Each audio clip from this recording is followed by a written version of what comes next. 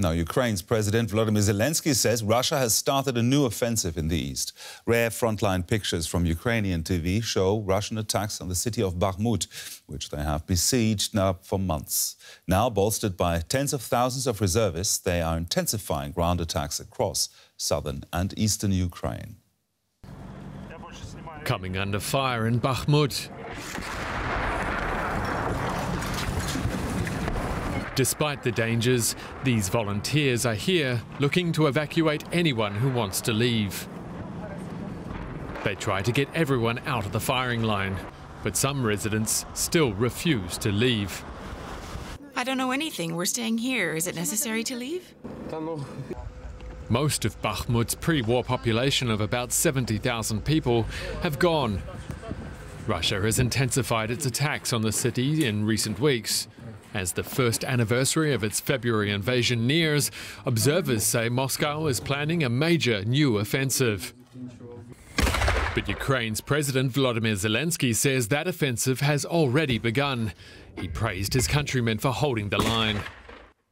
Holding the situation at the front and preparing for any escalatory steps of the enemy is a priority for the near future.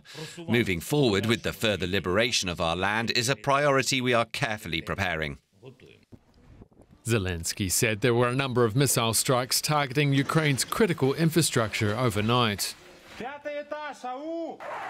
Kyiv says Moscow has been experimenting with a mixture of drones, dummy missiles and even balloons to mislead Ukraine's increasingly sophisticated air defense systems.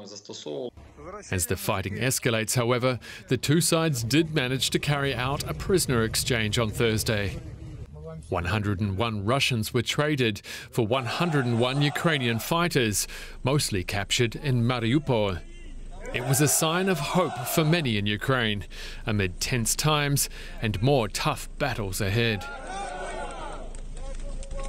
And I'm joined now from Kyiv by DW special correspondent Aya Ibrahim. Aya, the new Russian offensive has started and Ukraine is waiting for tanks and ammunition from its allies. How much will any delays affect Ukraine's ability to keep the Russian forces at bay?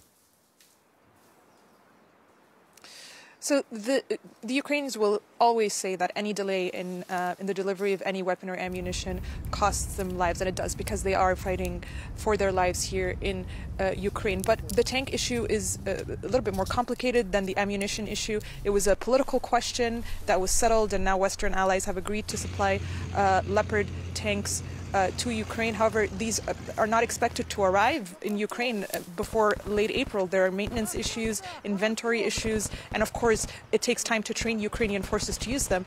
Ammunition, that's a much more urgent problem, because that's a capacity issues. Right now, Western allies just cannot produce ammunition fast enough, and production has really been taken by surprise. Nobody really expected that such an ammunition-heavy war would come back to Europe, and so it is costing them time, and it is a real concern. Now, the Belarusian president, Alexander Lukashenko, has said his troops will not join Russia's war, but he will allow his country to be used as a staging ground by Russia. At the same time, he's inviting US President Joe Biden to Minsk to talk about peace with Vladimir Putin. Is there any chance that this could happen? Well, it's important to remember that the United States does not recognize Lukashenko as a legitimate leader. And so I have a hard time imagining how President Biden would respond to that invitation. That is one thing.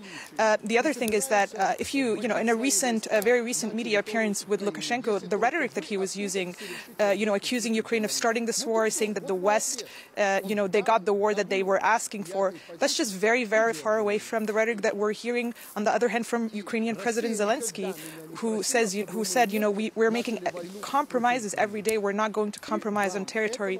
So I think this might be perhaps the attempt by Lukashenko to create a distraction, to give, to further create a distraction from what is actually happening on the ground, which is that Russia is, the country attacking Ukraine. Our correspondent Aya Ibrahim there reporting from Kyiv. Many thanks, Aya.